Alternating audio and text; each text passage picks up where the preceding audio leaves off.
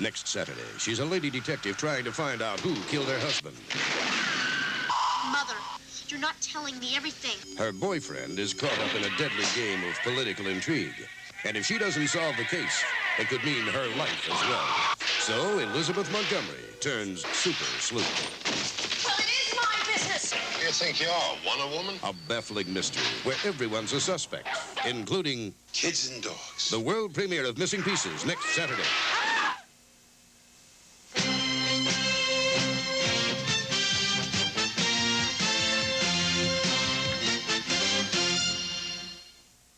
On the CBS Wednesday night movies, Agatha Christie's Murder is easy. And This Murderer is keeping very busy. Someone tried to kill me. As murder follows murder, an innocent professor is caught in a bewildering maze of passion and suspicion. In Agatha Christie's Murder is Easy. You make it sound so exciting. Wednesday. This is CBS. Help to give birth to peace. That's the motto for the thousands of people who spent this Saturday in the Twin Cities Mother's Day March for Peace and Disarmament. And in bluegrass country, a horse named Sonny's Halo has captured the crown and all the attention with a victory in today's Kentucky Derby. The stories are part of the 10 p.m. report coming up next.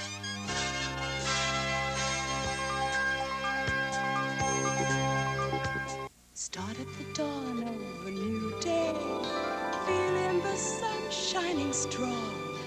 Follow the trail where it's leading you and discover a place you belong.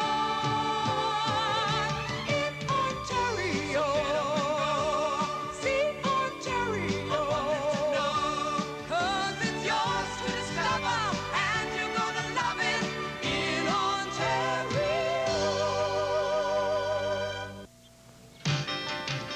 Getting this family to try a caffeine-free cola wasn't easy. They thought they'd have to give up taste, but they didn't with new Pepsi Free. Leave it to Pepsi to make caffeine-free cola taste this terrific. Pepsi Free. There's regular and sugar-free with 1 calorie. How about that? The taste is positively Pepsi and it's caffeine-free. Positively Pepsi-free. Pepsi-free.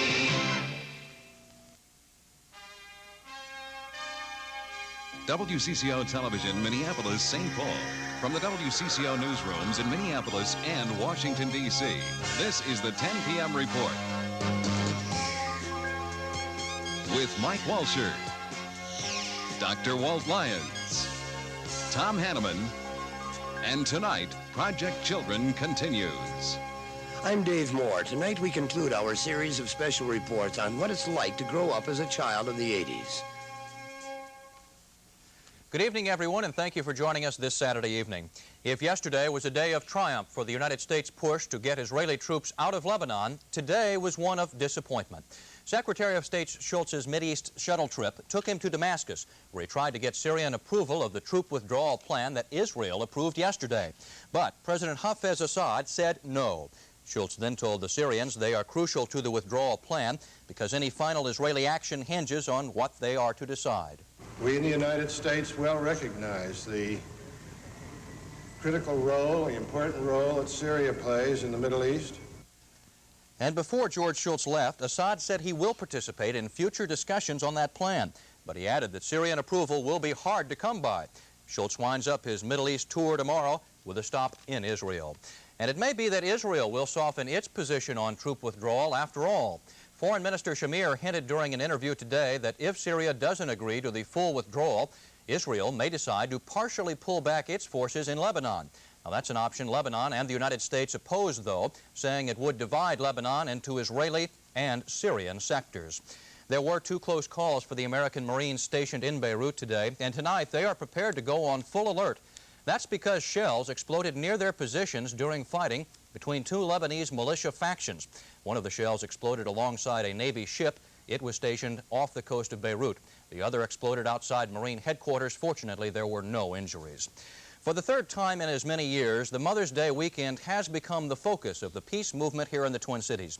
Thousands of people rallied today in the Mother's March for Peace and Disarmament, and Catherine Raywalt was there.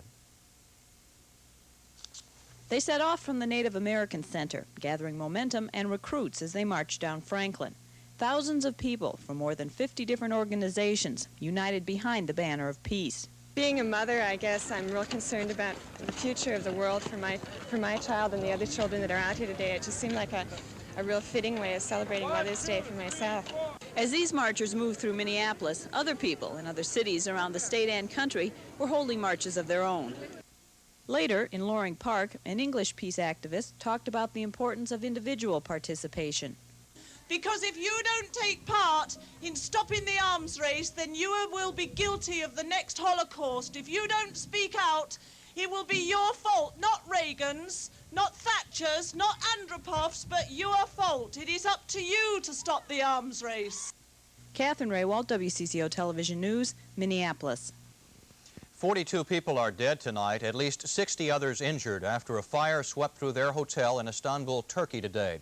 We have these black and white pictures of the scene. The fire began when a butane gas cylinder used for cooking in the downstairs coffee shop exploded.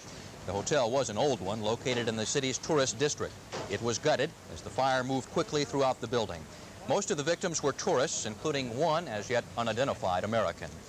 A nationwide search for a liver is underway tonight on behalf of an 11-month-old girl at the University of Minnesota hospitals. Amy Harden of Illinois suffers from a terminal liver disease. Earlier this week, she came to Minneapolis with her parents, hoping for a life-saving transplant operation.